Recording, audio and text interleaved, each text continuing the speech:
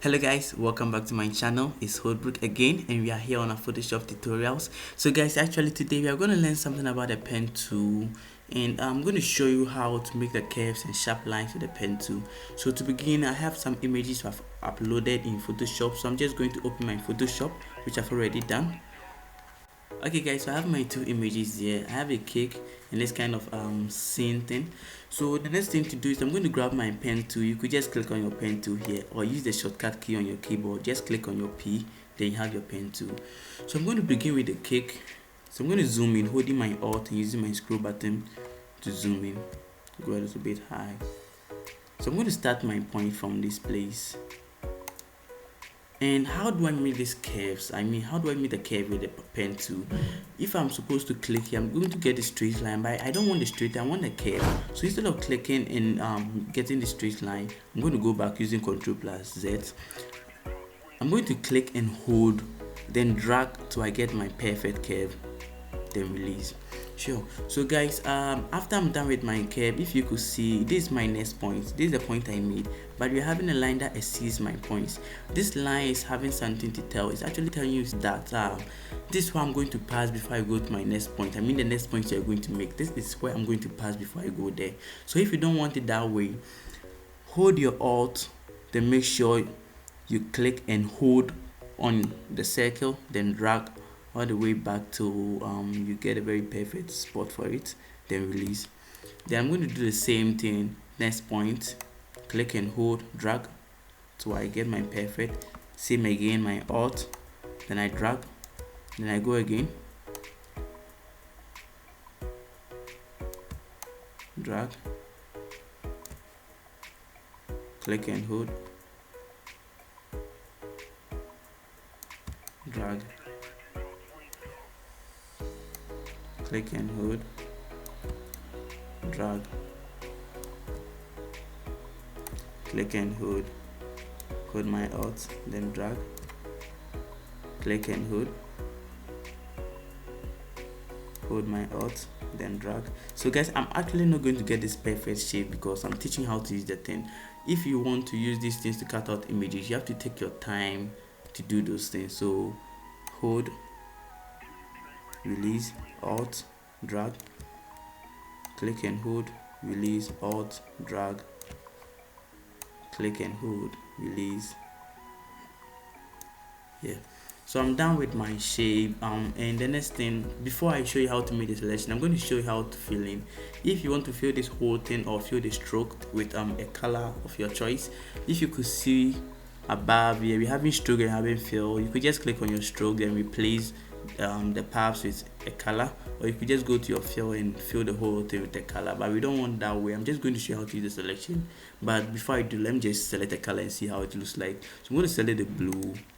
Everything is going to be filled with blue, but let's just maintain with no color, then go back.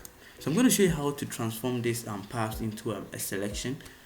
It's very easy. Just right click within, then make selection. Make sure you have your feather radius all the way to 0 because we don't want this kind of feathering edges like this blurry effect. We just want a sharp curve. So radius 0, then okay. Then I have my selection now. So after I have my selection, everything works the same as you use your quick selection tool or your magic wand.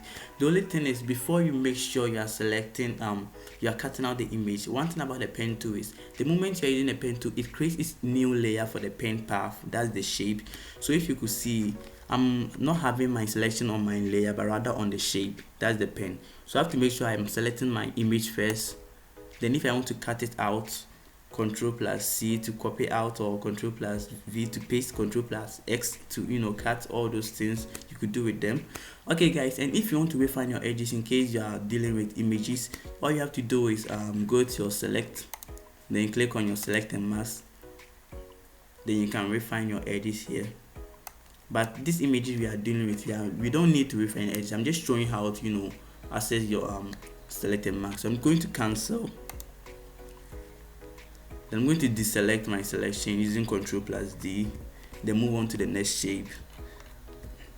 The reason I'm using two shapes is this one is having this curvy shapes, everything around this cake is kind of curved, and this one is having this kind of sharp lines and also a curve. But how do I move from a curve to a sharp? That's what I want to show you within this image. So I'm going to zoom in again, holding Alt and using my scroll button.